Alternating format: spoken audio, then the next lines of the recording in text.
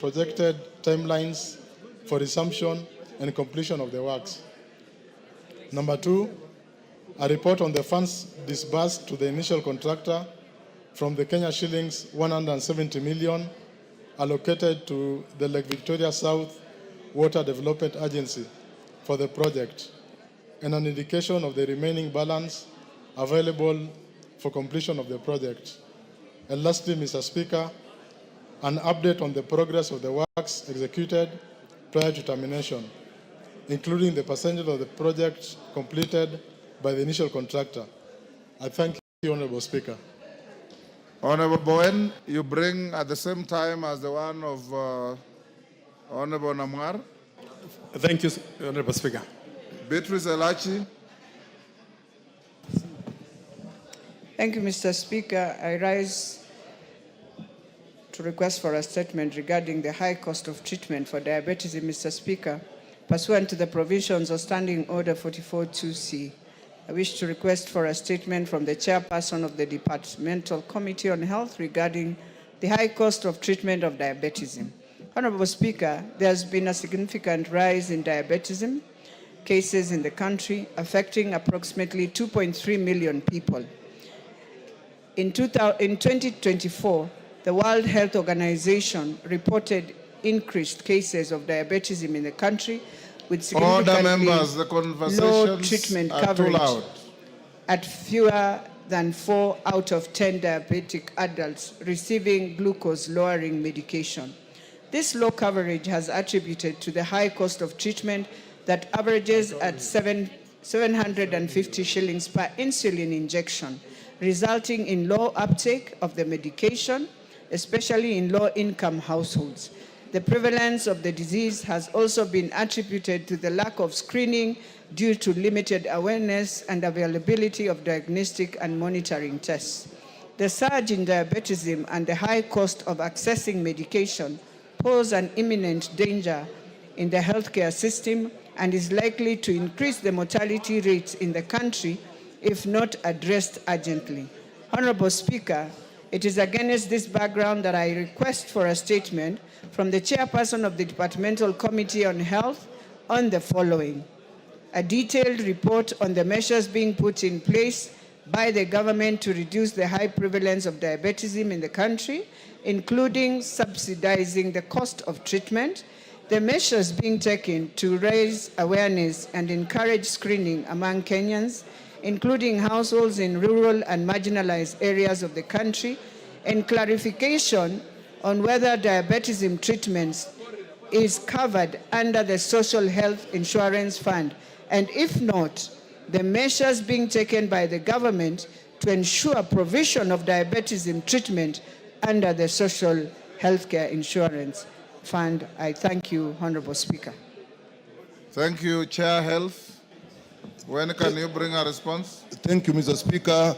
2 weeks after we come from recess, I'll have an answer. 1 week. You are recessing for a month. For a month. Okay, 1 week. Committees are not closing. 1 week. Okay. Arama. Samuel Arama.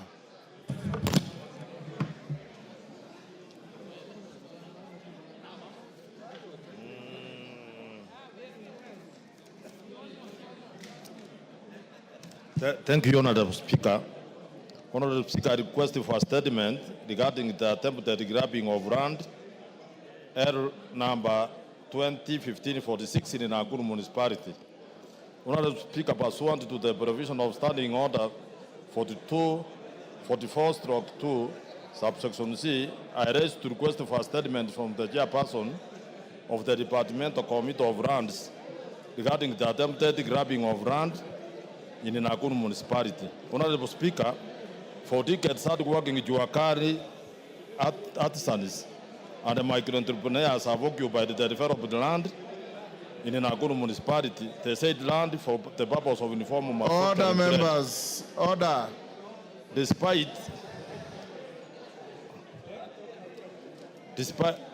their significant contribution to the local economy and the national development, these systems have continued to operate under conditions of uncertainty.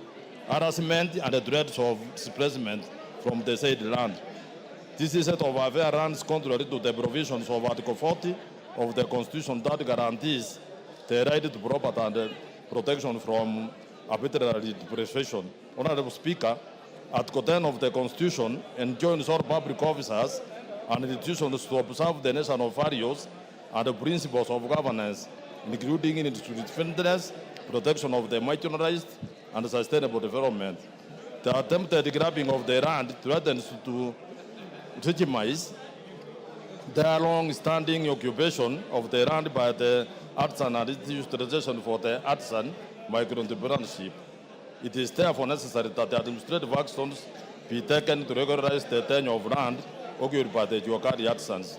Honorable Speaker, it is against this background that I seek a statement from the chairperson of the Departmental Committee on Lands on the following. 1. A report of the status of ownership of the land under RR number 2015-46 in the Nakuru municipality. Number 2, specific steps that the National Land Commission has taken to regularize the land occupied by members of the Nakuru Municipality Juakari Association. Number 3, an investigation or site verification taken by the National Land Commission to establish that the historical occupation and the use of the land. Number 5, measures in place to protect the members of the Nakuru Municipality and the Juakari artisans from illegal evictions, safeguard their land ownership, and ensure that they issued with the title or formal tenure documents, including timelines for solving this matter. Thank you, Honorable Speaker. Thank you. Chair Lands, Nyamoko. When can you bring a response? In the next 3 weeks, Honorable Speaker. We are going on recess, so you bring the first or second day of resumption. Thank you, Honorable Speaker. Majority Leader. If we get. Honorable Speaker, pursuant to the provision of Standing Order 42A, I rise to give the following statement on behalf of the House Business Committee, which met on Tuesday, 24th June 2025 to prioritize business for consideration during the week.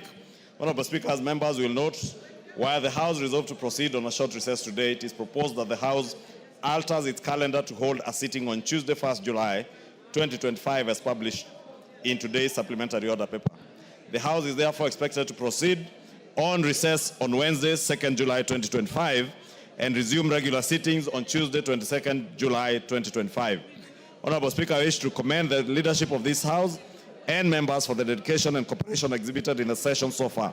As members are aware, during this part of the session, the House considered and passed various key legislative business, including the following bills which have been assented to by the President today: the Finance Bill of 2025, the Appropriation Bill 2025, and the Supplementary Appropriation Number 3 Bill of 2025.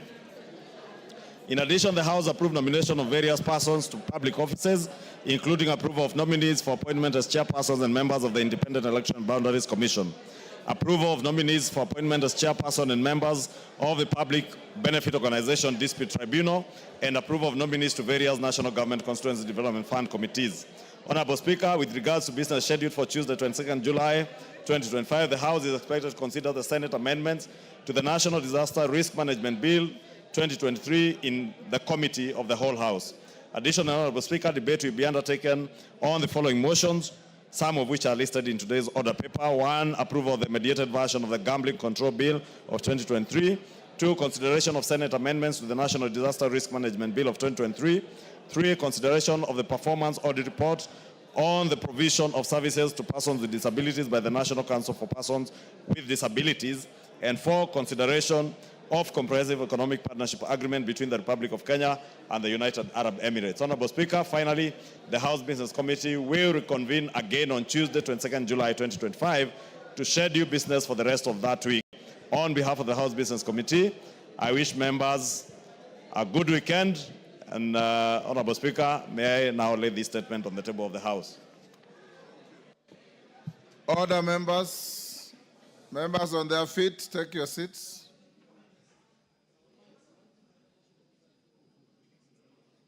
Take your seats.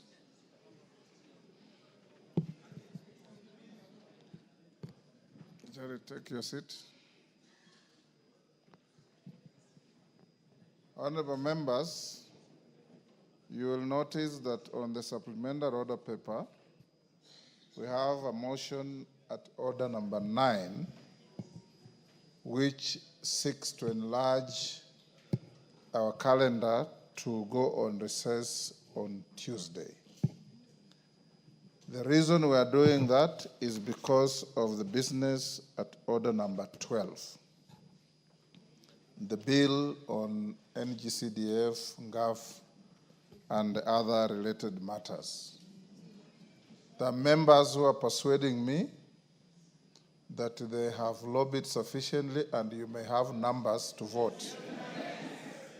Remember that the Speaker will not call a vote unless he's satisfied that you have the numbers, and the minimum is 233. Present and voting. Hold your horses. Order. A casual count on how many we are is giving me an average number of 170. So we still have some gap. What we will do then is this, because I've also been given a long list of members who wish to speak, but I'm told they are ready to forego their intention to speak. If we achieve the numbers and the whips can get on overdrive, and not just the whips, chairpersons of various caucuses, reach out to your members and get them here. Once we finish the motion at order number 10, we'll still do order number 9 in 2-3 minutes. If by the time we finish order number 10, we have the numbers, I'll order the vacation of the resolution at order number 9, then we go to a vote. In case we don't have the requisite numbers, the resolution at order number 9 will stand, and you will be obliged to be back here on Tuesday. So let's go to order number 9. I hope that is clear to everybody. So let everybody be a constructive whip now to look for your colleagues who are not here. And in the event you have the numbers, then order. In the event you have the numbers, then I'll call the House to a vote by 5 p.m. 5. Order. Order. Call the next order.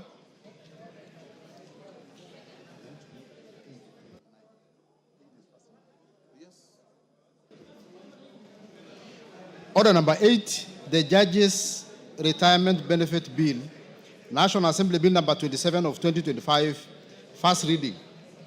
A bill for an act of Parliament to provide for the pension and other retirement benefits to judges of superior courts and for connected purposes. Order number 9, motion, alteration of the calendar of the House. Majority Leader.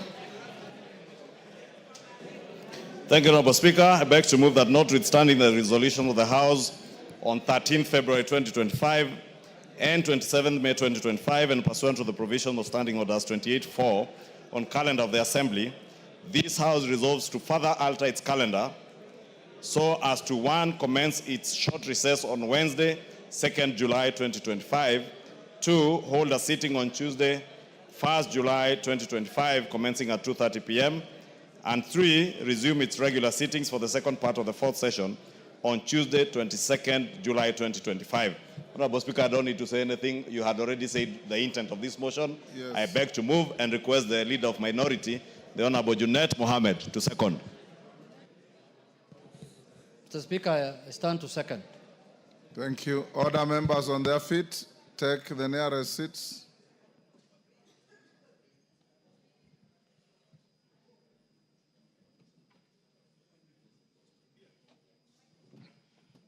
Honorable members, I now propose the question at order number 9, which is that notwithstanding the resolutions of the House on 13th February 2025 and 27th May 2025, and pursuant to the provisions of Standing Orders 28-4, calendar of the Assembly, this House resolves to further alter its calendar so as to 1. Commence its short recess on Wednesday, 2nd July 2025. 2. Hold a sitting on Tuesday, 1st July 2025, commencing 2:30 p.m. And 3. Resume its regular sittings for the second part of the fourth session on Tuesday, 22nd July 2025.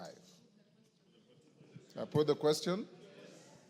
Honorable members, I'll now put the question at order number 9, which is that notwithstanding the resolutions of the House of 13th February 2025 and 27th May 2025, and pursuant to the provisions of Standing Orders 28-4, calendar of the Assembly, this House resolves to further alter its calendar so as to 1.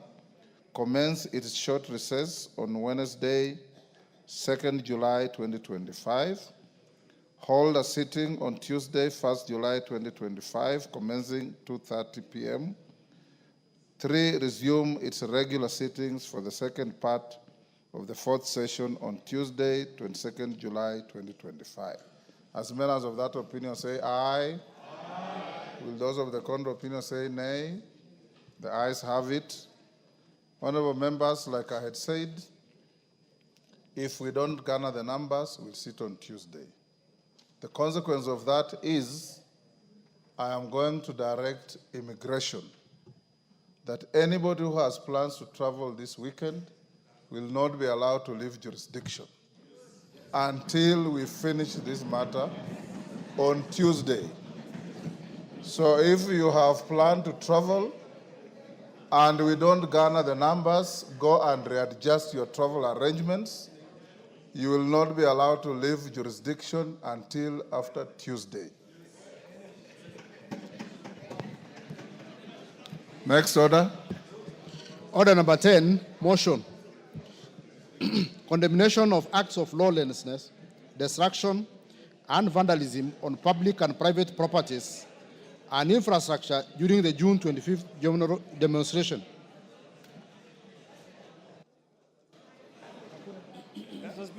Yes, Minority Leader. Mr. Speaker, I rise to move motion on condemnation of acts of lawlessness, destruction, vandalism on public and private properties and infrastructure during the June 25th demonstrations. That appreciating that Article 37 of the Constitution guarantees the right to assemble, demonstrate and present petitions to public authorities peacefully, further appreciating that on Wednesday, 25th June 2025, sections of the population participated in public demonstrations and protests in various parts of the country, deeply disturbed that in exercise of this great constitutional right, there were numerous cases of violence. Order members. Order members who are walking out of the chamber. Honorable members. Yes, Millie. Thank you, Mr. Speaker. Mr. Speaker, I'm actually speaking in relation to members who are walking out of the chambers. They may have misunderstood what you said. As soon as we get quorum, we proceed. We only don't proceed if there is no quorum. So I'm requesting members, wherever you are, please come into the house. Yes. We only need you 20 more. Please come back into the house. In fact, if you get quorum, I'll curtail the debate on this motion. You vote, then we carry on. Go on, Jeanette. Order. Go on, Jeanette. Mr. Speaker, start afresh. You know, when members, when they want to come to this house, Mr. Speaker, yes, they really want to come and sit on these chairs. Yes. When they get an opportunity to sit on these chairs, Mr. Speaker, their buttocks cannot hold these chairs. They just want to run out, Mr. Speaker. I don't know what they're looking for.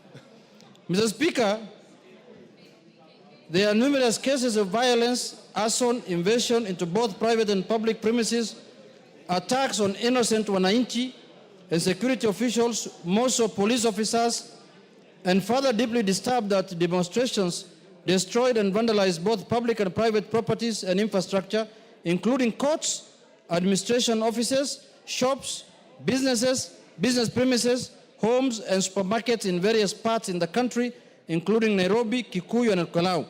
Among other places, alarmed by attempts by demonstrators to enter girls' schools, including State House Girls, Nairobi, now therefore the House 1, condemns in the strongest terms the deliberate destruction of public and private property and infrastructure during demonstrations, including court records. 2, express grave concern over repeated incidents of violence targeting civilians and public officers, including security personnel. 3, affirms and acknowledges the right of every citizen to demonstrate, protest, and express dissent, while emphasizing the need to protect life, livelihoods, and property. And 4, calls upon the Inspector General of Police and the Directorate of Criminal Investigations to immediately and expeditiously investigate the acts of lawlessness and bring to justice those found culpable, including current and former politicians who are involved in the planning, mobilization, financing, and incitement of mobs, goons, and criminals. Mr. Speaker, the country is fully aware of what happened yesterday. And all of us are aware. Order, honorable members. Given order, members. Order, Mandazi. Honorable members, given what happened yesterday, it should be a concern to all of you. Either you are affected or you know somebody affected. I would expect you to be listening in silence and making a contribution that helps us move forward as a country. The manner in which you are loudly conversing, holding illegal kamkunjis on the floor, Rindikiri, that kamkunji is illegal.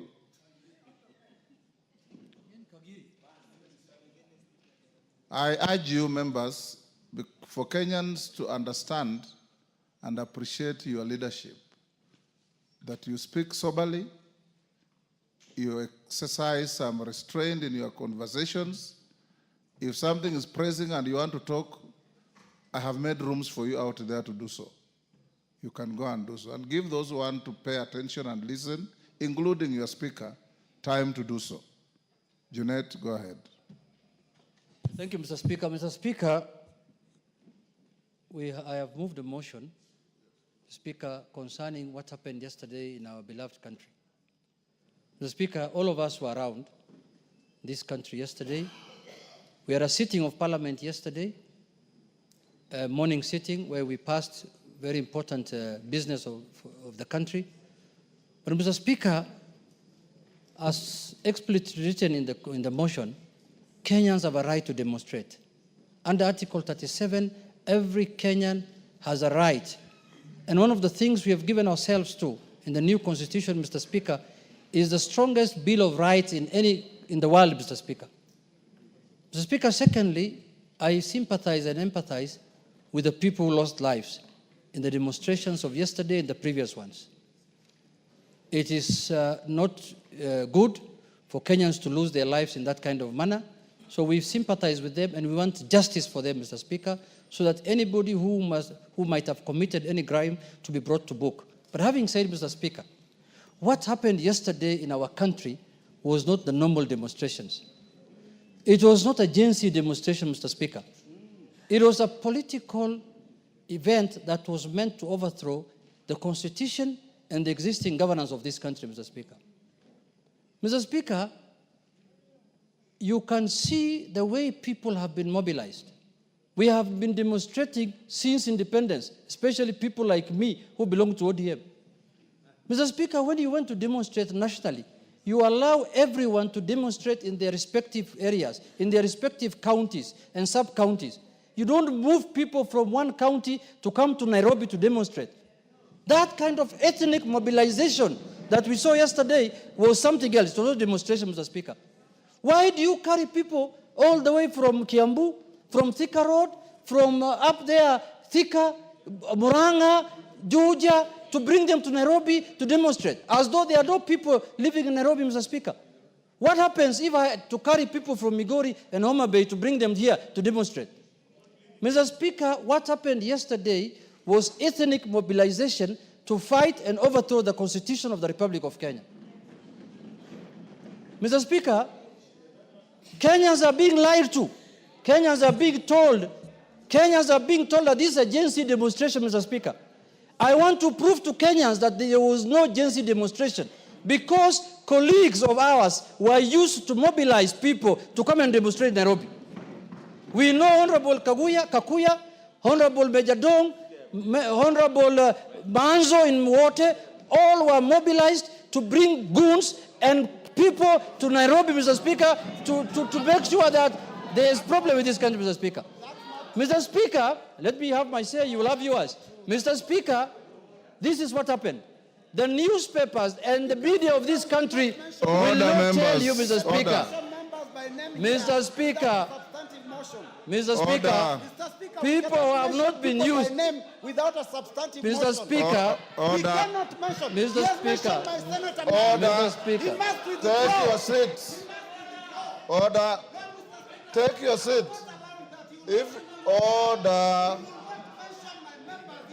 Order. Robert Mbui. Order, Robert Mbui. Take your seat. That is not how to make your point. Take your seat. Take your seat. Robert Mbui, take your seat. Order, members. Order, members.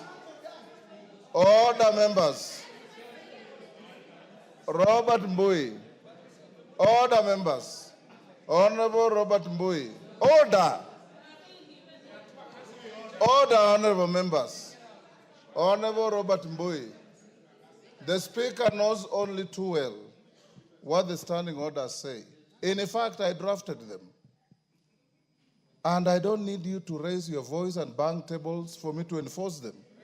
He was in the middle of a statement and I was going to stop him. So far, he had not order. I need no assistance from any one of you. Honorable Robert Mbui, you have a point, but you can prosecute it honorably and decently. All you needed to do was rise on a point of order and say what you are saying without belligerence, without banging tables, and the way you are behaving is like you are going to go physical with your colleague. That is not you. That is not you. Honorable Junet, you only mention your colleagues adversely after you have brought a substantive motion to the House. Saying that members were involved is sufficient. Go ahead. Mr. Speaker, why do I say so? Mr. Speaker, the media of this country, Mr. Speaker, will tell you that the demonstrations were organized by Gaucho. They will tell you the demonstrations were organized by Gaucho. They will tell you they were organized by Matakwei. They will tell you the demonstrations were organized by Sakaja. They will not tell you the real culprits, the people who are organizing these demonstrations, Mr. Speaker. So it is incumbent upon us as people who have to discuss matters of national importance, Mr. Speaker, to tell Kenyans the truth, Mr. Speaker. Mr. Speaker, what happened yesterday was very clear. Mr. Speaker, it was not a GenZ demonstration. It was a demonstration that was organized politically in this country, Mr. Speaker. And you can see where it happened. It took place in Nyeri. That is where Rigathi Gachagua comes from. It took place in Madira. It took place in Kisii. Mr. Speaker, the standard that has been set, the standards that has been set by Rigathi Gachagua in this country is that if you want to qualify to become a presidential candidate in his so-called opposition alliance, you must do as much demonstrations as you can. He has given them a benchmark that for you to qualify to become a presidential candidate in their team, you must cause anarchy and you must do demonstrations, and that is how you are going to qualify to become one, Mr. Speaker. And destroy property. Mr. Speaker, this ethnic mobilization in this country must end. Demonstrations must be for all Kenyans. Why do you destroy the property and the livelihoods of your own community, Mr. Speaker? Mr. Rigathi Gachagua. Mr. Speaker, you can see the kind of planning that has been put into this matter. You can see the kind of money that has been paid to this matter, Mr. Speaker. Mr. Speaker, we must call a spade if we are to save this country, Mr. Speaker. Mr. Speaker, I am standing to move them. Mr. Speaker, yes, my second point. Order. Yes, Wanjiku Moya, what is it? Honorable Speaker, you just ruled a few minutes ago that Honorable Junet should substantiate when he's mentioning the names of persons on this floor. Was Honorable Rigathi in Homa Bay? Was Honorable Rigathi in Mombasa? Was Honorable Rigathi in Kakamega? Was Honorable Rigathi everywhere? Order. Order, Honorable Wanjiku. Gone. Order. Gone.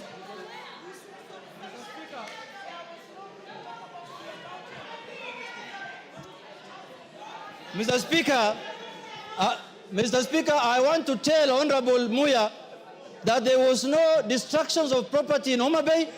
There was no destruction of property in Kisumu. There was no destruction of property in Kisii. But there was destruction of property in Nyeri. There was destruction of property in Nyandarua. There was destruction of property in Kikuyu. There was destruction of property in Nyamakima. That tells you who the chief goon is. The chief goon is Mr. Rigathi Gachagua, Mr. Speaker. Mr. Speaker, we must call a spade today. We must call a spade today, Mr. Speaker. You can see, Mr. Speaker, this is one man who is holding his community hostage, Mr. Speaker. He has decided to use his community and destroying their property and making and impoverish them in this country, Mr. Speaker. This is the Lord of poverty. This is the man who wants to make the community from Mount Kenya to become poor so that he can rule them, Mr. Speaker. Mr. Speaker, I want to say this. Order, members, listen to yourselves. Mr. Speaker, I want to say this. This country has a constitution. This country has a government. The government of the Republic of Kenya and the constitution must make sure that every citizen's life is protected and their property is protected, Mr. Speaker. We have an election in 2027. We don't have any other election before then. If you want to remove a government, you will not do it by force. You will not do it through demonstrations. You will not do it through burning and destroying people's property. You have to wait for the election to arrive. Mr. Speaker, my second point on this matter, the media of this country. Mr. Speaker, I support the freedom of the media, Mr. Speaker. And yesterday, I was sad when the live coverage was removed, Mr. Speaker. But, Mr. Speaker, the freedom of the media also must come with responsibility, Mr. Speaker. Mr. Speaker, the media must be able to make sure that they report accurately and factually, Mr. Speaker. Mr. Speaker, for example, what is happening with the Standard newspaper and the KTN, Mr. Speaker? This is a media house that is hell-bent to create genocide in this country. We have, as a house, Mr. Speaker, we have to interrogate the issue of politicians owning media houses in this country, Mr. Speaker. I'm aware one Honorable Gideon Moi is the owner of Standard newspaper and this KTN, Mr. Speaker. Mr. Speaker, he cannot use his media house to settle political scores unless or otherwise he wants to become like Felician Kabuga of Rwanda, Mr. Speaker, who has caused genocide. The Felician Kabuga of this country now is Honorable Gideon Moi, Mr. Speaker, because he's using his media house like the way Radio Mill Collins was used in Rwanda to cause genocide, where 800,000 people were lost, Mr. Speaker. We must call a spade, Mr. Speaker. The media house, the media must enjoy their freedom. The media must be allowed to do their work. The media must be allowed to exercise their constitutional rights, Mr. Speaker. But the media that is owned by politicians who are trying to use their media houses to settle political scores, Mr. Speaker, we must call them out here because they will cause genocide in this country, Mr. Speaker. I am told Gideon Moi is the one who used to keep Felician Kabuga in Kenya when his father was the president. And he was hiding here. Maybe he learned those bad manners from Felician Kabuga, Mr. Speaker. Mr. Speaker, I want to say this. Yes, Kagusha, what is it? Honorable Kagusha. Honorable Speaker, is it in order for the honorable member to continue mentioning the names of honorable members, either present or who have been in this house before, adversely in this house without a proper motion? Honorable Speaker, on the same... Order, take your seat. Honorable Kakusha, you have been a Speaker of a County Assembly before. Take your seat. Take your seat. Take your seat. Honorable Kakusha, you have been a Speaker of a County Assembly before. The standing orders that we wrote for this House are applicable where you are Speaker. When he mentioned sitting members of Parliament and Robert Mui protested, I stopped him.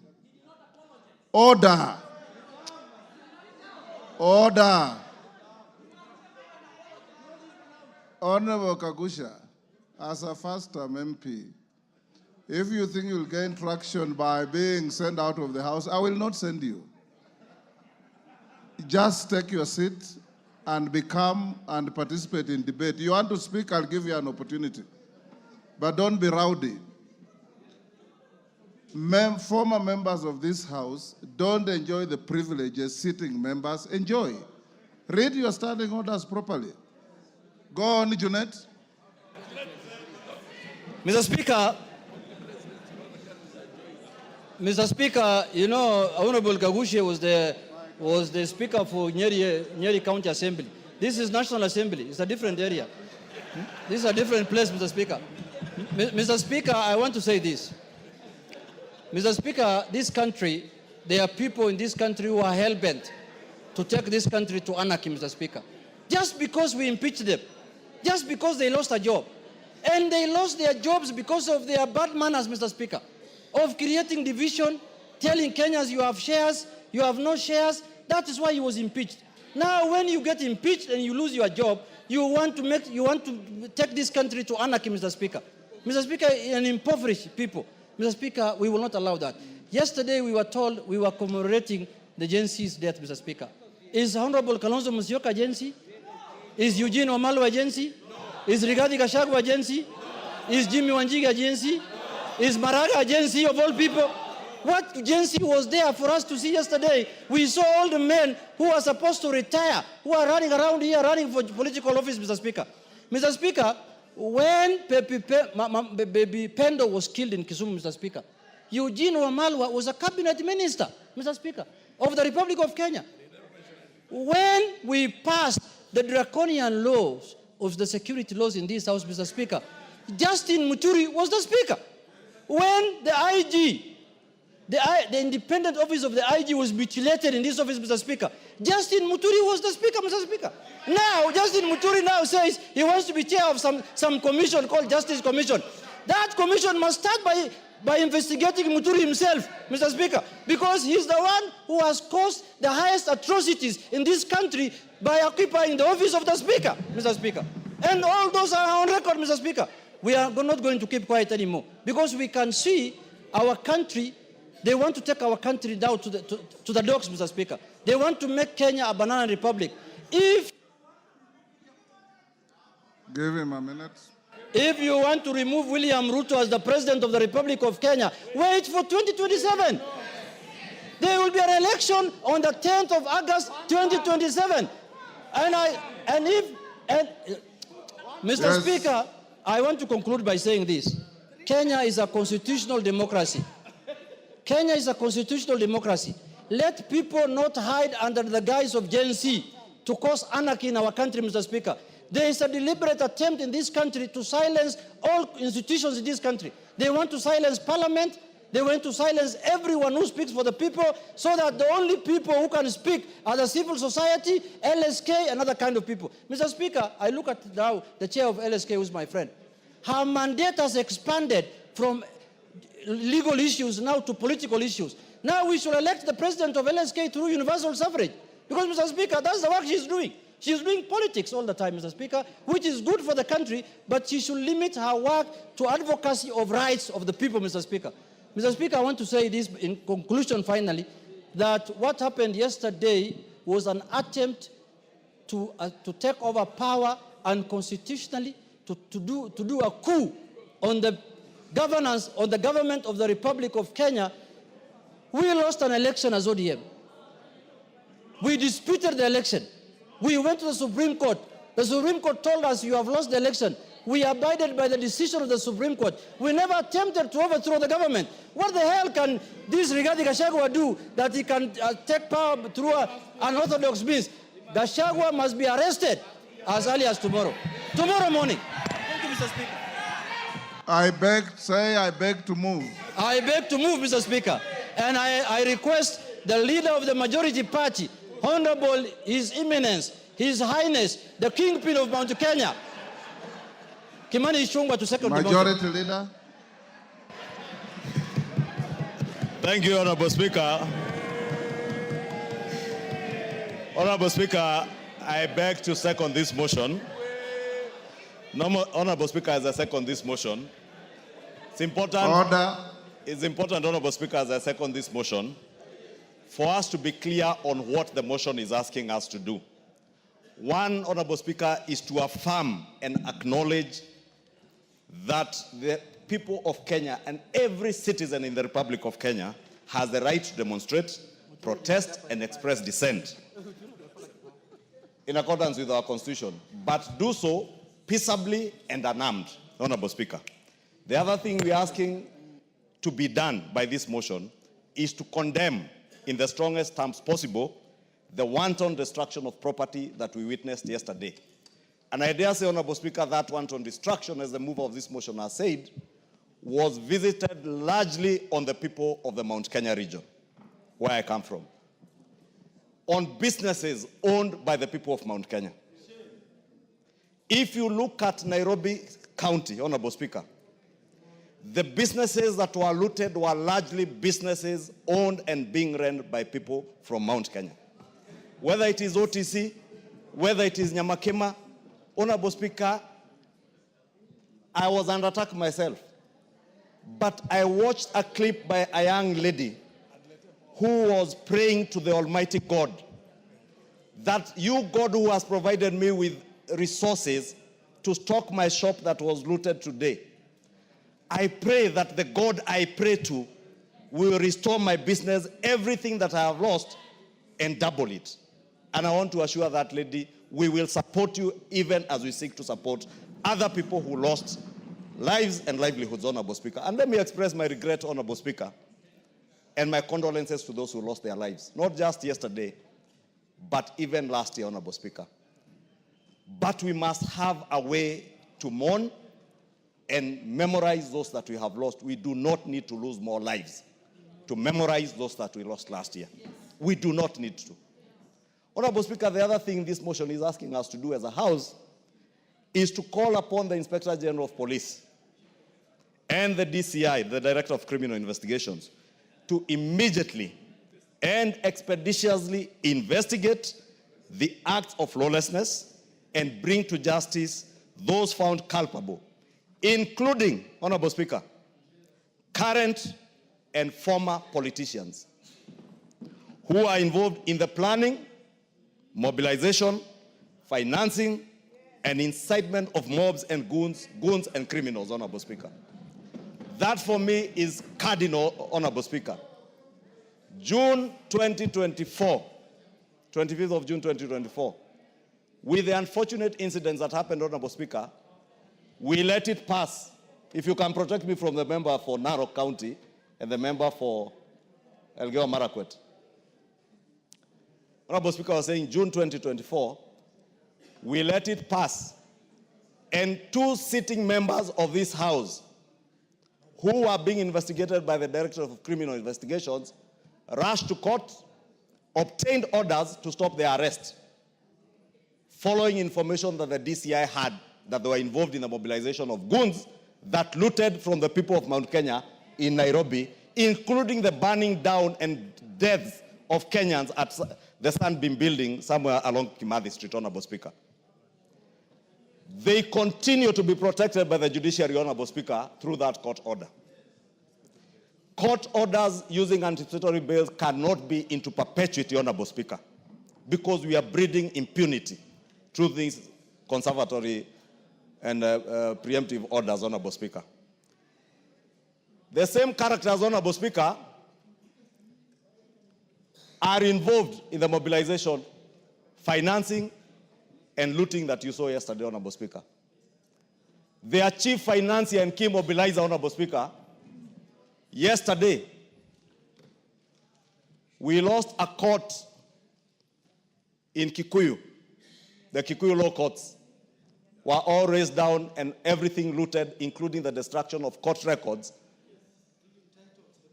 including titles deposited in those courts, securities of people deposited in those courts, and criminal records, Honorable Speaker. This acts, as the first part of this motion says, these are not just acts that happen. They are deliberate. They are mobilized. They are being financed by somebody or a group of people who, Honorable Speaker, then rush to court to get protection. Allow me, Honorable Speaker, to speak to the judiciary today. And you know, there's that saying that say when they went for the Gentiles, I kept quiet because I was not a Gentile. When they went for who, I kept quiet because I was not who. When they came for me, there was nobody left to speak for me. The impunity we started breeding last year, Honorable Speaker, is what is destroying this country today and destroying the fabric of the country that we call Kenya. Honorable Speaker, it's not just the law courts that were destroyed in Kikuyu. The DCC's office was also razed down. I have said the law courts, the sub-county, the county offices, including graders and machinery of the county government of Kiambu that help our people to do their roads, and county records, including our own property records in those offices, Honorable Speaker. The people doing this, Honorable Speaker, and that is my greatest concern, and that's why I alluded to what we are calling upon the DCI and IG to do, is that people are being ferried from Limuru and Dagoretti into Kikuyu and some as far as Kiambaa and Juja to come and visit the wanton destruction that you saw yesterday. Honorable Speaker, I am growing old, but I am not older than my father. My father is 105 years old, with a wife who is 85 years old, my mother, Mary Mombi. And they have worked hard to bring us up and to raise businesses that have supported our family. Yesterday, Honorable Speaker, there was an attempt to kill my 105-year-old father and 85-year-old mother. All in the name of myself being the leader of majority in this house and having done my work to the best of my ability as God may help me.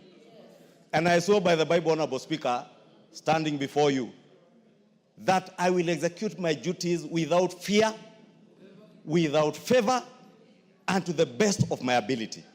And I will continue to do that, Honorable Speaker. Let nobody be in doubt. The Honorable Junet Mohammed has mentioned names. I did say here last year during the impeachment process of the former deputy president that this is a dark man with a very dark heart. Very black heart. I dare say today, Honorable Speaker, in this house, Honorable Rigathi Gachagua is the one who directed goons he mobilized to go and murder my parents, destroy my property in Kikuyu, destroy the property of the people of Kikuyu in the name of revenge. Honorable Speaker, we cannot build a country that way. That is why, Honorable Speaker, we are asking the Inspector General of Police. It cannot rest at this. Nobody, not Kimani Ichung'wah, not Rigathi Gachagua, not the sitting members of parliament in this house, Honorable Speaker, who are doing this work, and some 2 senators, Honorable Speaker. And as Honorable Junet Mohammed has said, if you look at the trajectory of violence and destruction that visited, you can associate that violence with a particular politician and the area they come from, and the kind of thuggery that was going on, Honorable Speaker. So as we condemn, Honorable Speaker, let us call on the Inspector General of Police and the Director of Criminal Investigations. Anybody involved in this criminality, whether it is Kemani Shongwa, whether it is Junet Mohammed, whether it is Rigathi Gachagua, whether it is Jane Kehara, whether it is Kaluma, whether it is Ngogoyo, whether it is Major Dong, whether it is Kakuya, whether it is Senator Medho, investigate each and every one of them without fear or without favor, and whoever is culpable, bring them to book, Honorable Speaker. Because we cannot have a country of lawlessness, Honorable Speaker. We cannot have a country... Honorable Speaker, I was finishing by saying we can't have a country where I purport to speak for the people, my people, yet I mobilize people to destroy my people's property. I mobilize people to kill our own people so that we make political capital out of it.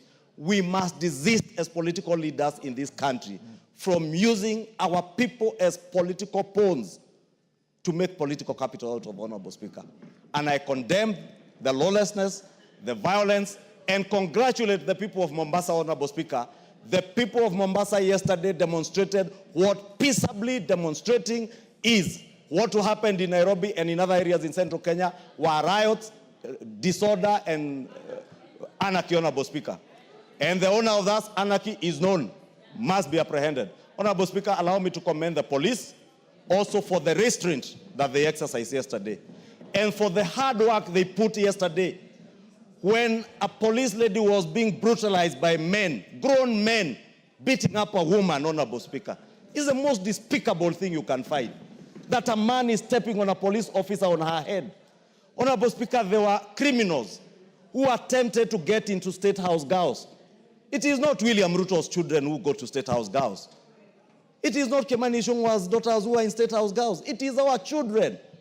Why would anybody mobilize criminals to attack young schoolgirls in a school? I commend the police for protecting State House girls, protecting other lives and property that they protected yesterday, Honorable Speaker, and call on them to take action on the financiers, the mobilizers, and those particular criminals, and those who want to drive our country to anarchy. And we tell them, resounding as a house, we shall not allow our country to be driven to anarchy by bloodthirsty people, bloodthirsty politicians who have no agenda, who have no vision for Kenya, who can only harp on Gen Z. A Gen Z, a generation, they are neither a Gen Z, nor do they have children in their houses who are Gen Zs, Honorable Speaker. I have 2 Gen Zs in my house. I know what these children want. Those who are just harping on Gen Zs and riding on their wave, Honorable Speaker, are only trying to take advantage of a desperate generation of young Kenyans. Let us desist from doing that, Honorable Speaker, and I beg to second. Order, honorable members. Those on their feet, take your seats. Honorable members, I now propose the question, which is that appreciating that Article 37 of the Constitution guarantees the right to assemble, demonstrate, and present petitions to public authorities peacefully. Further appreciating that on Wednesday, 25th June 2025, Order, members. Order, Martin. I think in the induction we told you that however pressed you are, when the speaker is on his feet, you maintain studious silence. Further appreciating that on Wednesday, 25th June 2025, sections of the population participated in public demonstrations and protests in various parts of the country.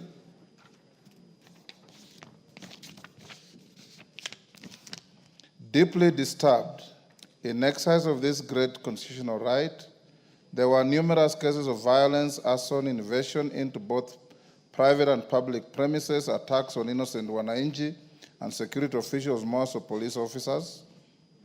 And further deeply disturbed, the demonstrators destroyed and vandalized both public and private properties and infrastructure, including courts, administration offices, shops, business premises, homes, and supermarkets in various places in the country, including Nairobi, Kikuyu, and Olkalau, among other places, alarmed by attempts by demonstrators to end girls' schools, including the State House Girls, Nairobi. Now, therefore, this House, 1, condemns in the strongest terms the deliberate destruction of public and private property and infrastructure during demonstrations, including court records. 2, express grave concern over the repeated incidents of violence targeting civilians and public officers, including security personnel. 3, affirms and acknowledges the right of every citizen to demonstrate, protest, and express dissent, while emphasizing the need to protect livelihoods and property. And 4, calls upon the Inspector General of Police and the Directorate of Criminal Investigations to immediately and expeditiously investigate the acts of lawlessness and bring to justice those found culpable, including current and former politicians who are involved in the planning, mobilization, financing, and incitement of mobs, goons, and criminals. Honorable members, the screen is too small to accommodate all of you, so I'll use a show of hands to pick on those to speak. Millie Odhiambo. Thank you, Mr. Speaker, for giving me this opportunity. Everybody has 3 minutes. Thank you, Mr. Speaker. Mr. Speaker, let me first of all offer my condolences to the family who lost their loved ones yesterday, the ones who lost their loved ones 2024, the ones who lost their loved ones 2023, the ones who lost their last one in 2022. Mr. Speaker, I have noticed that the media has forgotten that we also lost loved people in Kisumu. Maybe because they come from Kisumu, they do not matter. But I want to offer condolences to every family who has lost a loved one. Mr. Speaker, Article 37 guarantees a right to demonstrate peaceably and unharmed. And Mr. Speaker, I'm one of the people who pushed for that article in the Constitution, and I will defend it with my life. And that is why, Mr. Speaker, it was very sad to see what happened yesterday. Mr. Speaker, ODM and Azimio have become the experts in demonstration, Mr. Speaker. And Mr. Speaker, when we were doing that, we were called anarchists. Bare fidelity to history. Exactly. You as truly here was with you in CORD and NASA. Yes, Mr. Speaker. So it's not just ODM. No, I've said ODM and Azimio and NASA. Yes. And CORD and all those. But the constant one is ODM. Mr. Speaker, for me as Millie Odhiambo, I can't cheat you. I thank God that I'm resting, Mr. Speaker. I don't think people understand what it means to go to the streets. I understand when the Gen Zs are writing letters to their parents saying may not come back. I would tell my husband that because they didn't know I'd come back. So let us be. You called us names, Mr. Speaker. You called us names. You said we are anarchists and all that, Mr. Speaker. Mr. Speaker, but who is God? God creates balance. Mr. Speaker, you called us names when we were fighting for the same rights you are fighting for. Mr. Speaker, now, or that you said to be fighting for. Mr. Speaker, now instead what you are telling us is that Baba is eating and observing table manners.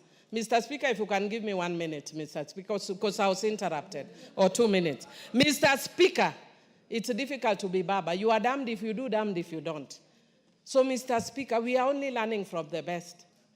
You have observed table manners since independence. Let people from the lake also observe table manners. For once, let us also observe table manners. And take over, and I've heard people saying that in terms of demonstration, you've overtaken Baba, that we've been lying, that we want to, that no. I am glad to note that you have overtaken us. Please do it excellently. But Mr. Speaker, I want to say one thing, if you would allow me.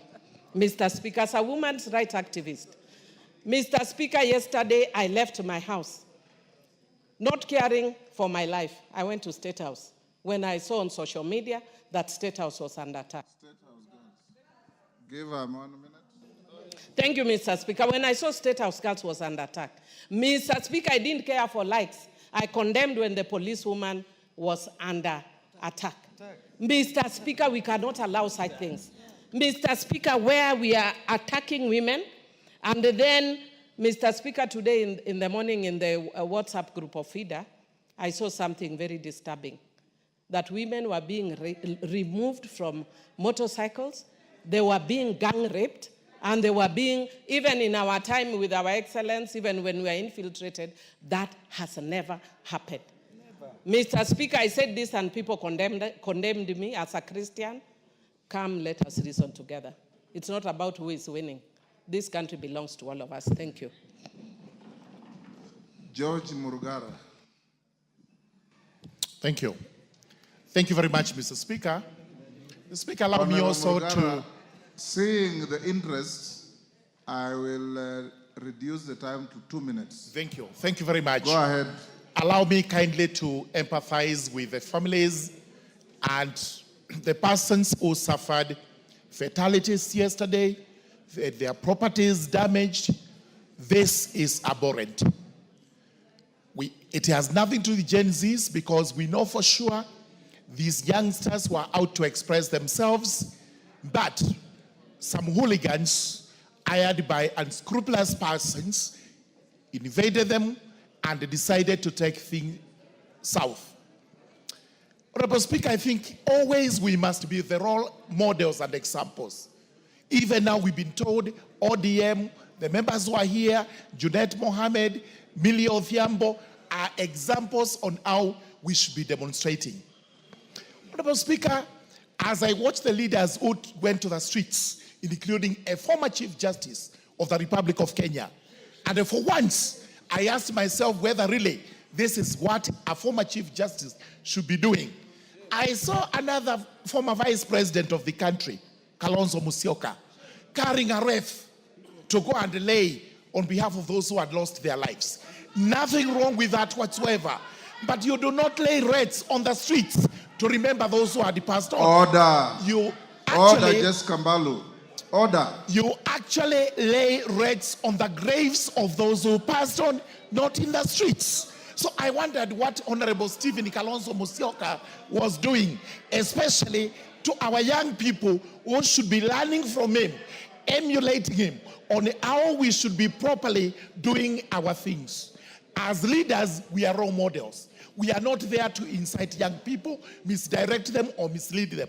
We are there to tutor them to rights and the paths of righteousness. So, with all that, while the Gen Zs were right, our politicians were not right at all, and this is the time they should be called upon to account. Thank you very much, Honorable Speaker. Robert Mbui.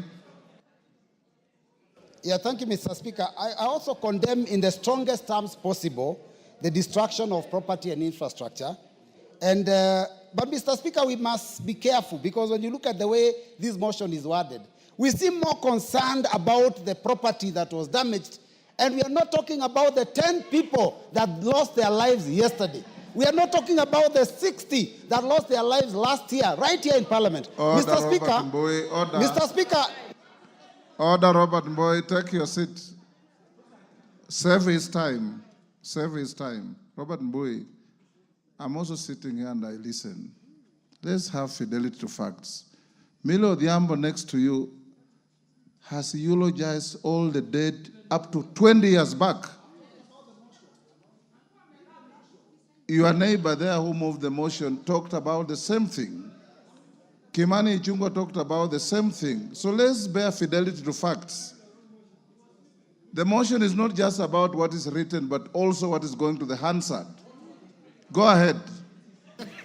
Mr. Speaker, your time was saved, so you have not lost. Mr. Speaker, the motion is very clear. It doesn't actually talk about the 60 that were killed last year. It doesn't talk about the 10 that were killed yesterday. It talks only about the destruction of property. So, Mr. Speaker, it's important. It's very important that we be careful about this issue. Mr. Speaker.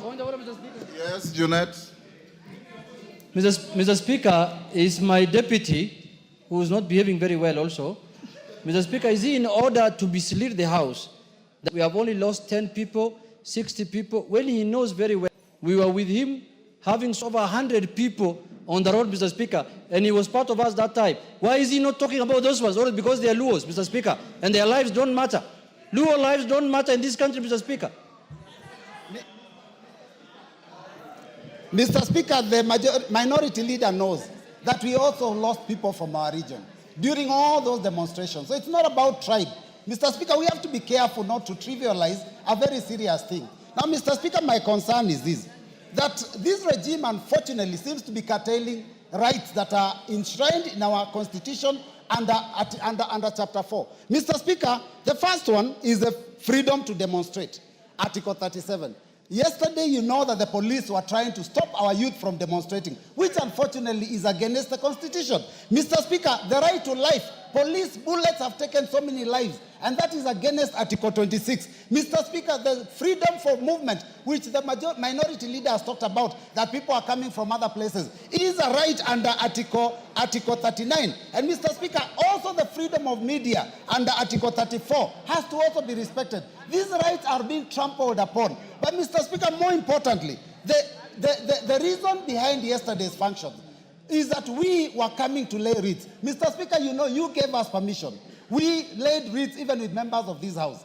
Outside Parliament, with your permission. I had informed you that my leaders would also be coming to lay wreaths. And you didn't refuse. You only said they don't come. I told you he was not welcome in the presence of Parliament. You said they don't come into Parliament. Yes. Mr. Speaker, we laid the wreaths at the fence on the barbed wire that has been put that is barricading Parliament. Mr. Speaker, how does a member then wake up and say that it is wrong for my party leader to commemorate and mourn those that were killed from all regions of the country? So, Mr. Speaker, I think let us not trivialize this thing. I have seen there's an attempt to try and malign certain individuals out of yesterday's activities. Mr. Speaker, this was spontaneous and it was done across the country. And Mr. Speaker, I condemn the destruction. I condemn the looting. I condemn the killings. But we must condemn it fairly so that we do not make it a partisan issue or an individual. Yes, Deputy Speaker. Everybody has 2 minutes. Thank you, Honorable Speaker, for giving me the opportunity. I must say that I give my condolences to the families who lost their loved ones. Also, my sympathies with the police officers who are injured. And also, congratulate the police for trying to keep the peace of this country. Honorable Speaker, what happened yesterday was not demonstrations. They were not peaceful demonstrations. Those were acts of hooliganism by criminals who destroyed people's properties. Today, there are people in Nairobi and other parts of the country who are facing bankruptcy. There are people who will not be able to pay for their children to go to school or even feed their families because they have lost everything and all their investment as in the name that somebody was exercising their right, their constitutional right to demonstrate. Yes, you can exercise your constitutional right to demonstrate, but you cannot exercise your right while you destroy the properties and the rights of others. That is completely unacceptable. Your rights end where the other person's rights start. And so we must guard our country from anarchy. We must take action against those who attacked our police stations. CCTV footage is available. They should be arrested and they should be charged. Because even if they are our children, they are not permitted to destroy people's properties or to burn down the government property, vehicles, police stations, courthouses. And I must say, shame on you, Chief Justice Maraga. You're currently on pension paid by the government. They pay for your cars, they pay for your gardener, they pay for your cook, and then you go to the streets to demonstrate and mislead our children, to destroy people's properties. Shame on you, Chief Justice Maraga. Somebody of you. Farah Malim. Mr. Speaker, I also begin by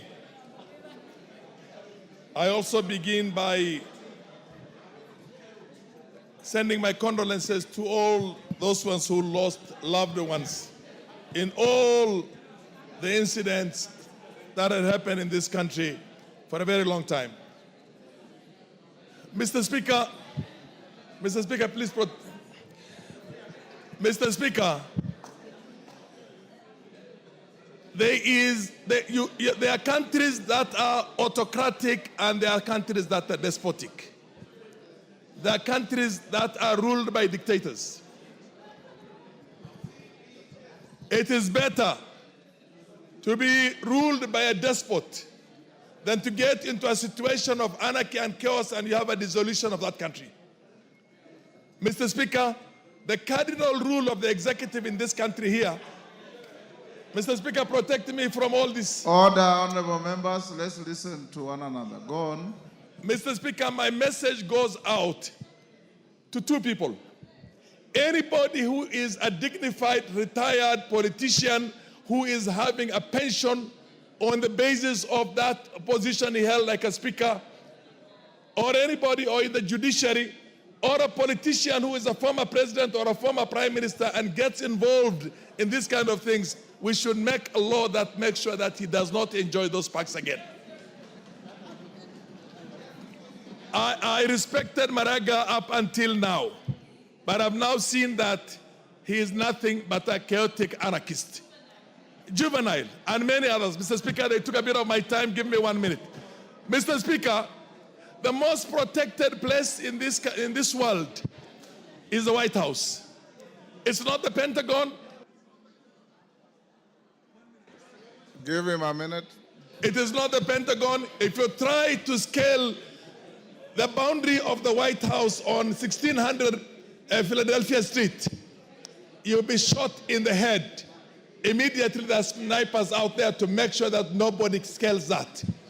When you have an ambition to go and occupy State House, you have occupied Parliament, you have burnt what they call the judiciary, Mr. Speaker, that is anarchy and chaos, and it is on the executive to make sure that the institutions are protected, the lives and properties of Kenyans are protected, and there is a rule of law.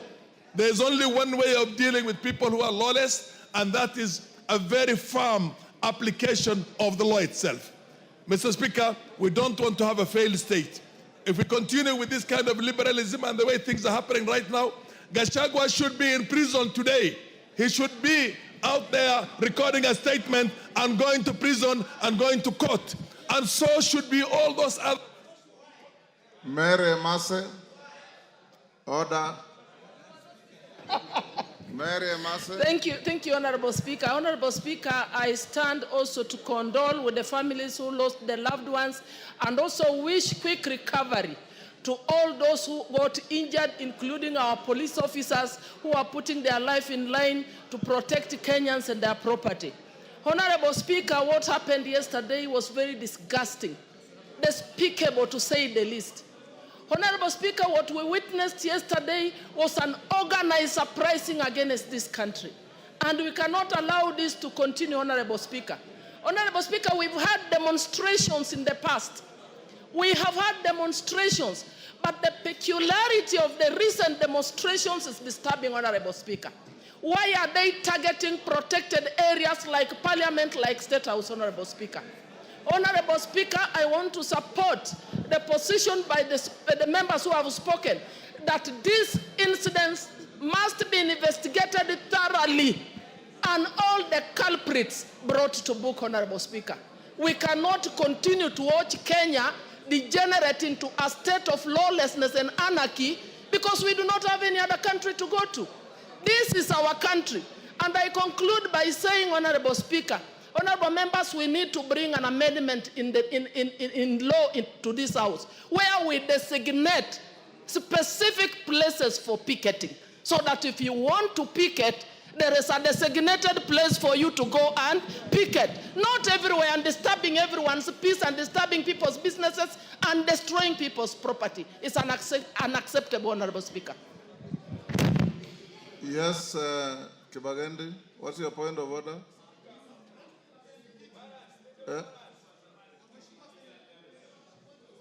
You have a point of order? Yes, what is it? Kibagende, hold your horses. Mheshimiwa Spika, hapo awali tukianza bunge hili ulisema kwamba iwapo kwamba wabunge watajisajili wa kutosha ili turudi kwa ule mswada wa NGCDF ungesitisha mazungumzo tupige kura. Ngoja kidogo tafadhali.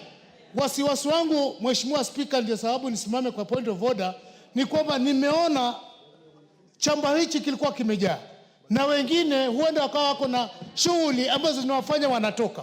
Ifike wakati wa kwamba ni tujadili mswada huu, tuwe hatuna idadi ya watu, na kuomba Mheshimiwa Spika, kwa taadhima zote na heshima, usitishe mjadala huu kwanza, tujadili mswada uliokuwepo, tupige.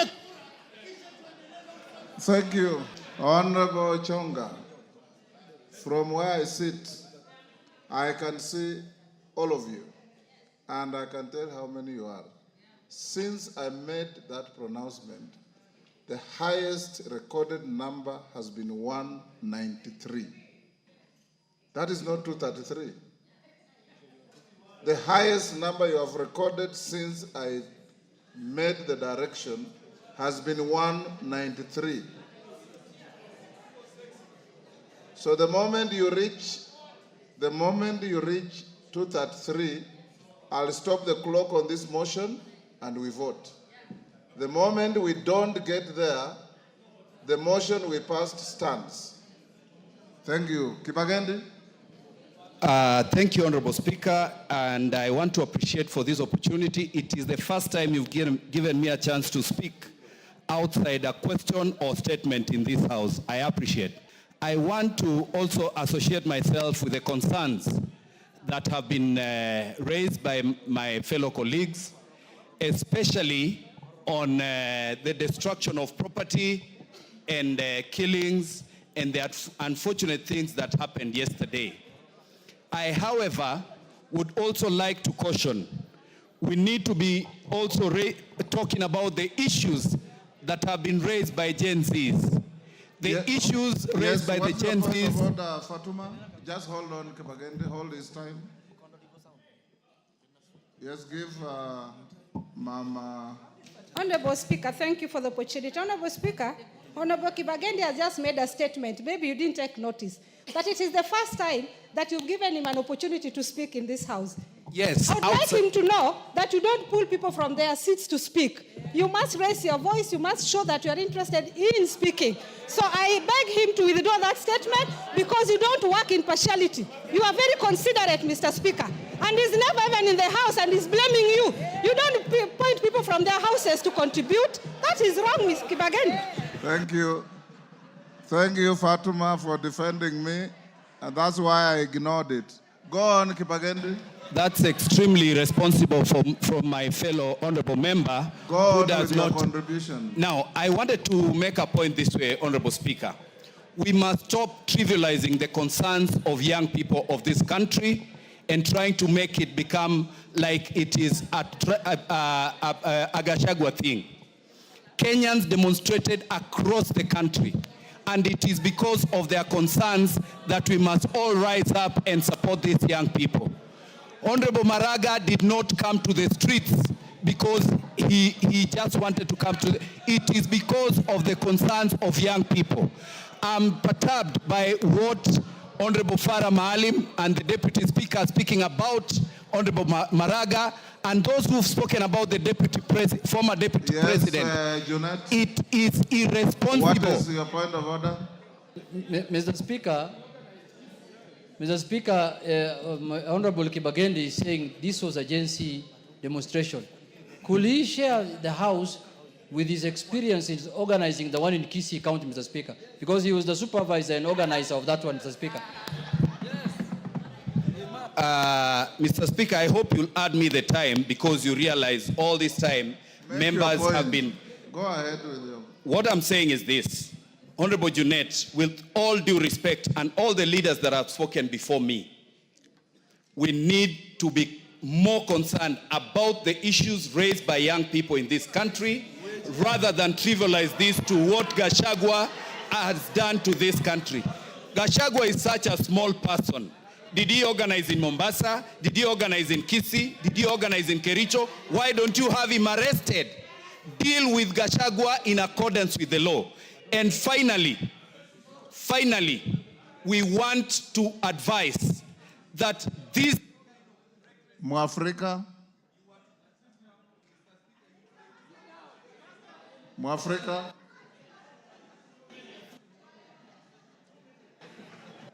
You have 2 minutes. Avoid side shows and just contribute. Africa. Thank you, Mr. Speaker.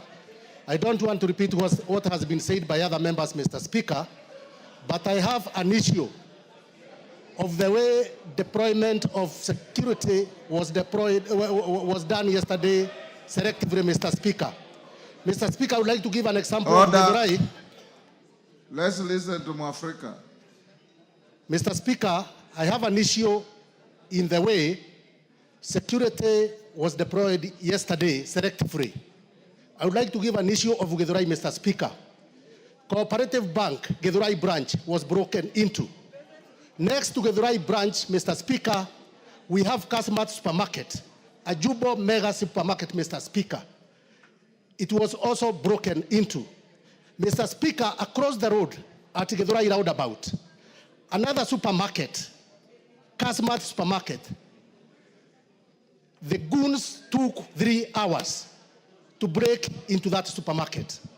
Mr. Speaker, I just wondered, there was no even a single police officer at Githurai, Mr. Speaker, to offer the basic security of minimum security services of crime prevention, Mr. Speaker. So, Mr. Speaker, security was deployed selectively, and I will be raising a statement for the police to explain to us where the police officer were, where the goons took 3 hours to break Kasmat Supermarket in Githurai, Mr. Speaker. Thank you, Mr. Speaker. Totienda Molo. Mr. Speaker, as a veteran demonstrator, yes, I empathize and condole with the families that lost their loved ones. We must say that Article 37 is very clear, the right to demonstrate peaceably and unarmed. But that right does not extend to an attempt to establish government other than by law. Article 3.2 is very clear, and it must be read out that any person, any attempt to establish a government otherwise than in accordance with this constitution is unlawful. We must be very clear, Mr. Speaker. Demonstrations are different from anarchy. What we saw in Mombasa were demos. What we saw in all those other places mentioned in the motion, that was anarchy, and it cannot be tolerated. Mr. Speaker, we condemn the hiring of goons. We condemn the torching of courts, police stations, and houses. We condemn the extreme provocation of the police. But, Mr. Speaker, I also condemn the CAK for stopping live coverage, because the CAK cannot do that in the face of a very clear judgment by the court. Thank you, Mr. Speaker. Osoro.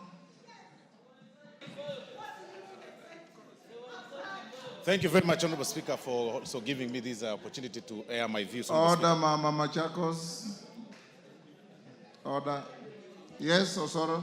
Thank you very much, Honorable Speaker. Honorable Speaker, I have really not lived for long in this planet Earth. It's just nearly about 4 decades. And about 3/4 of such I've lived in the Mount Kenya region. Honorable Speaker, what I saw yesterday in Mount Kenya has never been seen before. And I'll be very specific on Mount Kenya because that is a place I grew in, Honorable Speaker. What I saw in terms of looting and destruction of property has never been witnessed before, Honorable Speaker. And we call it by its name. But there are 3 things I'll speak to, Honorable Speaker. Number 1, we need to review the police laws, Honorable Speaker. We need to find a way to guard our police officers from these anarchists that are emanating from all over. That is number 1. We really must review that. Number 2, if you can protect, Honorable Speaker, from Honorable Kamene, you have the right to converse with your neighbors, but not to shout the way you are doing. Please keep your cool. So, number 1, Honorable Speaker, we need to review the police laws. We need to protect our police officers. Number 2, we need to look into the question of pension or those officers, the retired officers who are pensionable, Honorable Speaker. Honorable Muturi earns more than 1 million shillings, Honorable Speaker, from the pension, from the taxpayer, Honorable Speaker. Honorable Kalonzo Musyoka earns a lot of money, Honorable Speaker. Honorable Maraga earns a lot of money. that law must be reviewed. They need not to earn when they are actively involved in such things, Honorable Speaker. Number 3, Honorable Speaker, it's the question to the former Deputy President. You claim to speak for the Mount Kenya region. Now speak about the destruction of property. Speak about the loss of jobs. Talk about Naivas that was looted in Nyeri. Now talk about those young people that lost jobs in Nyeri. Talk about... Elachi. Okay, give him a minute. Thank you very much, Honorable Speaker. Talk about the lives lost. Now talk about the Kikuyu Law Court, Honorable Speaker, that was burnt down, Honorable Speaker. Talk about those people who are suffering, Honorable Speaker, when they were going home after doing their business, Honorable Speaker. They were being stopped by goons and they were being asked of money before they passed, Honorable Speaker. If this person claims to speak about, for Mount Kenya people, this is the time we want to hear about those people who lost businesses in town, those people that have suffered, Honorable Speaker. And there is no question about it. Honorable Rigathi Gachagua must be arrested. And all the politicians that work under him, they should be arrested and investigated, because we saw some of them moving around and claiming that they are supporting this movement called GenZ, which is a lie, Honorable Speaker. There is no movement called GenZ. These are criminals. There is nothing like that. There is nothing called GenZ, Honorable Speaker. Those are people who are hiding behind a generation to loot and bring anarchy in this country, Honorable Speaker. Elachi. Thank you, Mr. Speaker. Mr. Speaker, I also rise to say that indeed it is very unfortunate as leaders to just see our country go. And indeed, it is very sad that when you are in this house and you think the things that are happening outside there will not find you on the doorstep, then I think you've never remembered what happened in 2007, Mr. Speaker. We started a joke. We ended up with all the lives we lost. And so as much as I will say today that it is sad for parents who lose their children because of political scores, that today we are here again discussing an anarchy in Nairobi, Mr. Speaker, I will tell you, and first of all, thank all the constituencies in Nairobi that made sure they restrained themselves from destroying property. But at the same time, the rapes that happened on Thika Road, Mr. Speaker, has never been done like that. And Mr. Speaker, I want to speak as I finalize to our generation, that you are a young generation that can shape the future of this country. You are innovators, you are digital. But I want to tell you, in a world where it's growing with a lot of conflict, you will be overwhelmed and people will take advantage. But I want to say, we must bring a law here to give incentives to our young people to start businesses without taxes so that we give them jobs, because in their generation, there is no jobs. Everything is going digital. They will never have employment. We must think, and we must tell those who are thinking, you can use GenZs to have power. Madenge. Before Madenge takes the floor, I acknowledge in this public gallery Ararat Shiner School from Ainabkoi was in Gishu. On my behalf and on behalf of the House, we welcome them to the House of Parliament. Madenge. Thank you, Mr. Speaker. Mr. Speaker, I want to add my voice in saying pole to the families who lost, who had their loved ones lose their lives because of the demonstrations yesterday. Mr. Speaker, yesterday was a sad day for Nyeri. And Mr. Speaker, this nation has to have those of us in leadership and those of us who are citizens rising up to the occasion and saving our country. We have to become the conscience of our nation. We cannot solve our grievances by destroying what we have. The time has come for a candid conversation. Our young people are speaking, but they must know that this country, to get where it has gotten, it has taken painstaking building. and it is important that we appeal to them that this country belongs to them, but they cannot be able to live in a country that is ruined and destroyed. Mr. Speaker, I pray for moderation across the board, right from those of us sitting in this house who have made statements that only serve to inflame passions and emotions. Mr. Speaker, it is important that we realize that we are standing at a very crucial point. Our country is at crossroads. We must save our country. I plead with all of us that we rise up to the occasion and do what has to be done. Our country cannot get destroyed in our hands and during our time. Mwashako? Is that Mwashako? No. Member for... Yes, take the floor. Yes, the member from Kisii. Barongo. Barongo. Yeah. Yes, my friend Barongo. Give him the mic.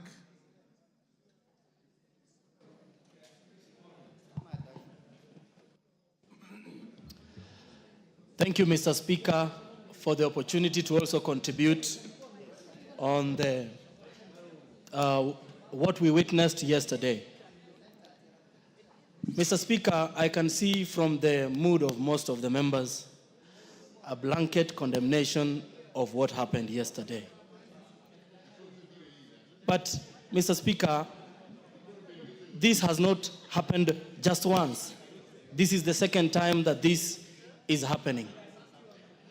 And for sure, next year, the Gen Zs again will rise up again to continue to press all of us around addressing the issues that are very important to them. So as much as we are condemning everything that went wrong yesterday, we must laud these people for pushing us to be better versions of ourselves so that we can be able to bequeath them with a better future going forward. I thank you, Mr. Speaker. Didymus. Thank you, Mr. Speaker. Mr. Speaker, I want to say this, that what we witnessed yesterday was not a demonstration. What we witnessed yesterday was a group of criminals that were mobilized by an individual who want to use the tears of Kenyans who are losing their businesses and the blood that our young people are shedding to resurrect his already stifled political career.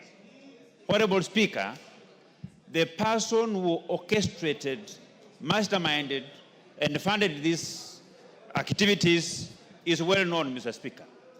The police must arrest the former impeached Deputy President of the Republic of Kenya, Rigathi Gachagua, because we cannot continue as a country to watch a tribal individual mobilizing his members of his communities to engage in hooliganism, Honorable Speaker.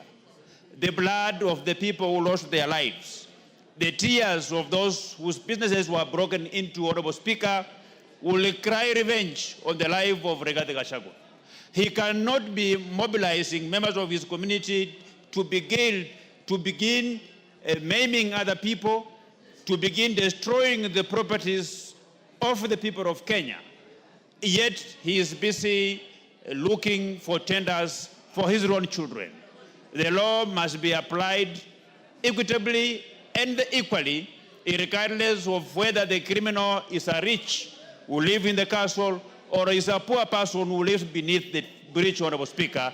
The Rigathi Gachagua must be arrested and prosecuted and taken to jail.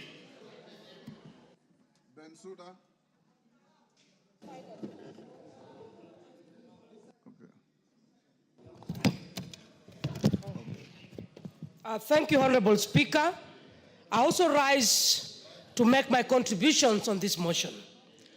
Honorable Speaker, what happened yesterday, as a parliament, we have to condemn in the strongest possible terms. Number one, I want to say that we must rise to a parliament, a nation that solves problems. We must not allow some people to take political scores because we have a little bit relaxed on providing for justice. The justice we are talking about, the families that their children lost their lives. We need to organize for a national prayer, give them compensation, and shame the demons in the broad daylight. Mr. Speaker, number 2, the police have tried, and yesterday they exercised restraint. We have to take it that they must be the people who are hiding behind GenZs, Mr. Speaker. The GenZs came in, and when they walked and found the policemen, the age of the real GenZs, they were allowed to walk in. All of them clapped, and they were young children. But the ones who were exercising hooliganism, Mr. Speaker, those are not GenZs. My third contribution, the women are the largest numbers who lost their properties yesterday, besides the ones who were raped. I could see the ones who were confessing over the television. The majority are the women. Benja. Thank you, Mr. Speaker. I want to join my colleagues in condoling the families who lost their children, Mr. Speaker. Mr. Speaker, as a way of information... I'll reduce to 1 minute now. Mr. Speaker, as a way of information, because I've had members talk here, I was here in the 11th Parliament, Mr. Speaker, and I'm aware we passed a law called Deputy President and other state officers retirement benefits act, Mr. Speaker. And Mr. Speaker, in that act, we are giving the retired Deputy President some salary and vehicles, retired Chief Justice, retired Speakers, Mr. Speaker. But we also said in that act, Mr. Speaker, that for as long as they are not engaged in political activities, Mr. Speaker, they will enjoy that pension, Mr. Speaker. Mr. Speaker, I want now to ask the executive to remove vehicles and salaries from former Vice President Kalonzo Musyoka, to remove vehicles and salaries, Mr. Speaker, from the retired Chief Justice, Mr. Speaker, because they are now engaged in anarchy, they are engaged in politics, Mr. Speaker. The law is there, Mr. Speaker. We only need to execute the law so that we make sure they enjoy the retirement or they play politics, Mr. Speaker. Thank you. Patrick Macau. Thank you, Mr. Speaker. I too join the families of those children who lost their lives and also the policemen who are hurt during the demonstrations. Mr. Speaker, I think as a House, it is high time we listen to ourselves, listen to the young people, and ask ourselves, what's the bigger question? How do we engage these young people? Mr. Speaker, I agree. There could be people who are inciting them. But the bigger picture is how we engage them. Because as a parliament, you know how much we are looked at as though we don't fight for them. Mr. Speaker, I want us to stand up and engage the young people of this nation.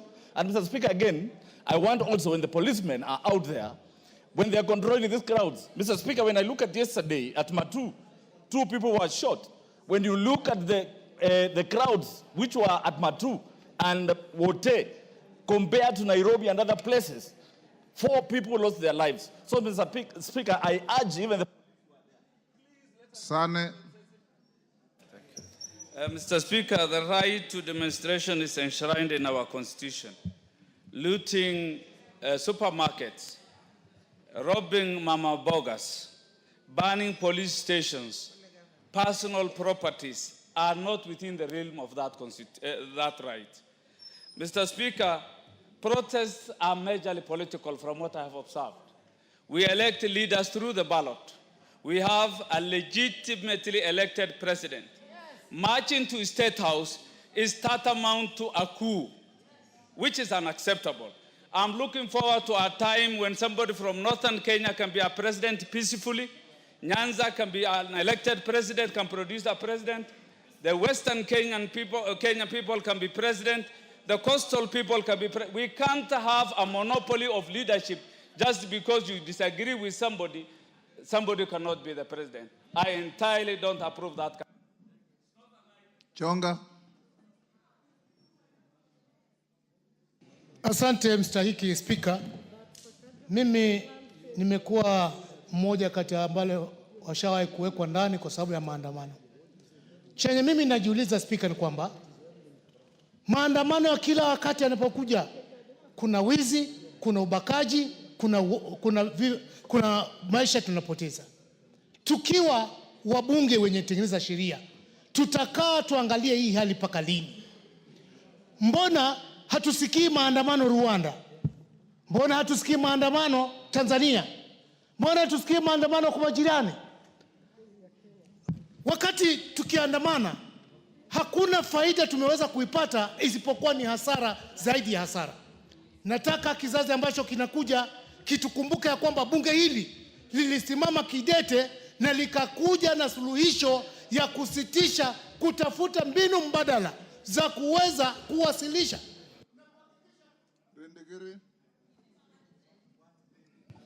Thank you, Mr. Speaker. I really sympathize with those ones who lost their properties and lives under the hands of a bloodthirsty personality, a vampire of our generation, the man who cares less, the man who feels nothing. Mr. Speaker, we as members of parliament have come across the wrath of this man. I had started with the wrath of this man on Sunday. He came to my constituency sorting everybody, and he brought this to Nairobi. It is a shame. It's a shame to the organizers. It's a shame to those people who came and encouraged our people to rape our women. It is so bad. It's a shame. Member for Isiolo. Is it North or Bidu? Yes, sir. Thank you, Mr. Speaker, to give me the opportunity for me to contribute.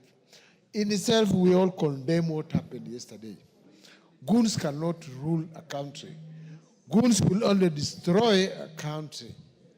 So whatever happened, if anybody has any issues, we don't condone goonism. And goons are in every form. Even in my county, there was a goon which was going on, up to the point of county assembly could not sit, because goons were employed by the governor, and he was stopping the members of the county assembly from sitting. So we should condemn goons in all forms so that we get safe in Kenya. Thank you, Mr. Chairman. Mr. Speaker, sorry. Tongoyo, Chairman, Security, I'll give you 2 minutes by virtue of yours. Thank you, Honorable Speaker, and I want to join the rest of us who have spoken to condemn what happened yesterday, Honorable Speaker. And Honorable Speaker, I should also want to really pass my condolences to the families who lost their loved one in yesterday's demonstration, Honorable Speaker. Honorable Speaker, from the very start, Honorable Speaker, what happened yesterday was not, Honorable Speaker, demonstration. They are riots. Honorable Speaker, as much as Article 37 talk clearly about the right of Kenyans to demonstrate, to picket, to assemble, it outlined the condition under which it has to take place. It says that it has to be peaceful, it has to be, the demonstrators has to be unarmed. And Honorable Speaker, what we saw is totally the opposite. The people who participated in the demonstration or in the riot, Honorable Speaker, they are armed. And the intention was very clear, Honorable Speaker. Honorable Speaker, what is so surprising, Honorable Speaker, is actually when, Honorable Speaker, you take keen look to what actually these people, the places they ban, the police station, the Ngao offices, the supermarkets, you keep wondering what the intention was, Honorable Speaker. In fact, Honorable Speaker, I'm sorry to say, in one instance, I think it was in Kikuyu, these people raided the police station and they ran away with ammunition box full of bullets, right? You keep wondering, Honorable Speaker, what were they up to? You just conclude, Honorable Speaker, these are the people who are outrightly out for a coup, a civilian coup, to overturn a legitimately elected government. Edith GenZ, did you give him 2 minutes? Thank you. You have done your 2 minutes. Thank you, Mr. Speaker, for giving me this opportunity. Edith, just hold. Yes. Wind up what you're saying. Honorable Speaker, as I finish, Honorable Speaker, I want really to commend the work done by our police officers. The very patriotic, dedicated officers who actually went beyond the call of duty to protect this country. Honorable Speaker, it is a moment we should be able to have a candid conversation to really, Honorable Speaker, come to our senses and able to protect this country, because we don't have any other country to run to. We only have one country, Kenya, and we must safeguard it. And if it means for looking at our security laws, Honorable Speaker, we should actually do the same, Honorable Speaker. I support. Edith Nyanze. Thank you, Mr. Speaker. Let me take this opportunity to empathize with the families who lost their loved ones, and also people who lost property and livelihoods. Mr. Speaker, let me say that as we condemn and see some people organize the strikes or the riots, let's also recognize that there is a problem in our country. How can our youth be so daring to even want to lose their lives? That means there is a lot of hopelessness. There is a lot of desperation. And this is the thing which we should actually be addressing. How can we help our Gen Zs? How can we help the young people? We should not continue condemning other people who do not have instruments of power. Who has the instrument of power? Because we can't keep on blaming other people who have no power, like we keep on... Member for Kwanza.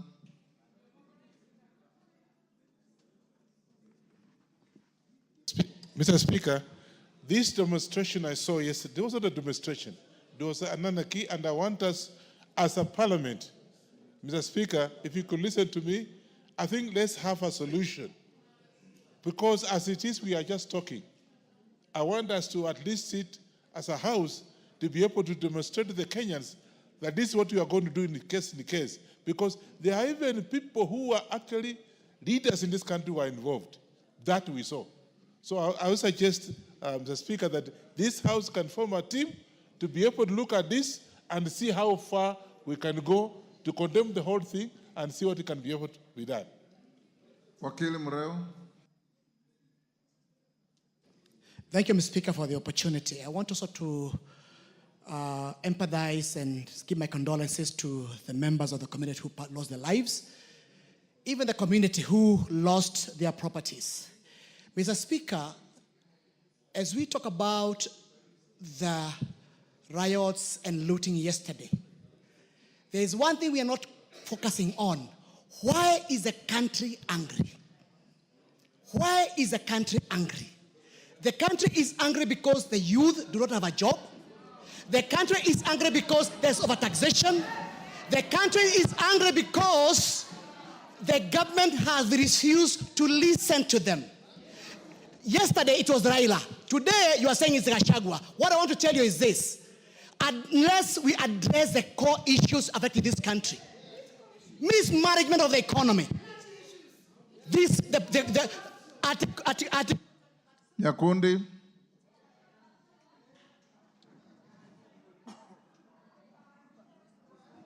Nyakundi. Thank you, Mr. Speaker, for also giving me this opportunity. Mr. Speaker, what we witnessed yesterday was pure anarchy. What we witnessed yesterday was looting, terrorism, someone who wanted to take this country to the goose. And as this House, we cannot accept, and the people of Kenya, to be taken to the goose by someone who was fired or who was impeached because of his bad manners.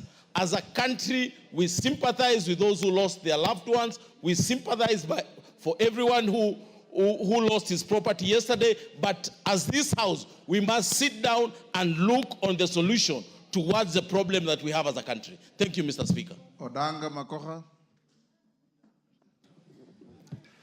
Thank you, Honorable Speaker.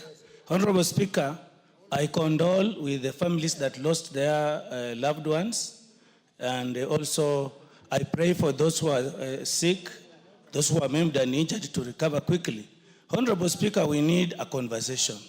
The young people who have spoken, they are speaking repeatedly. We need to listen to them. A conversation is very critical, Honorable Speaker. Thank you, Honorable.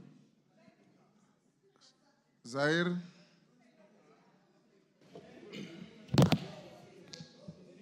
Can somebody look for Jeanette? It's time we... Thank you, Honorable Speaker. I'd like to express my condolence to the family of the ones who passed away.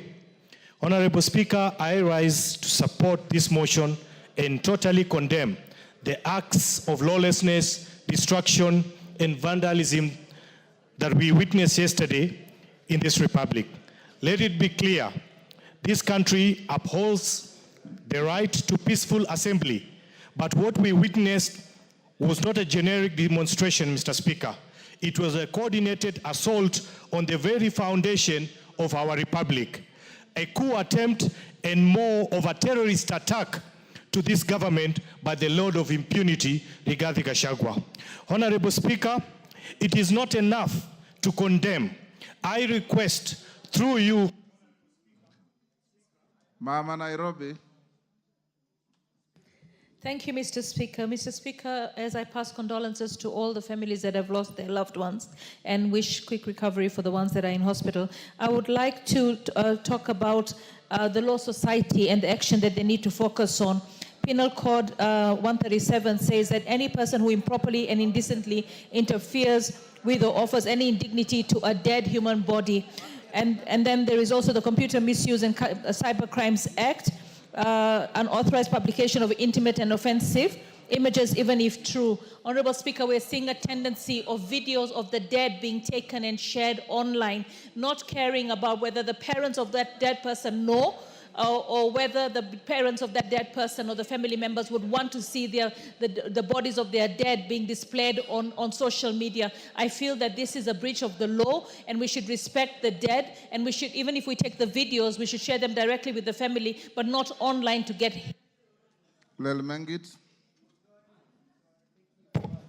Thank you, Honorable Speaker. My heart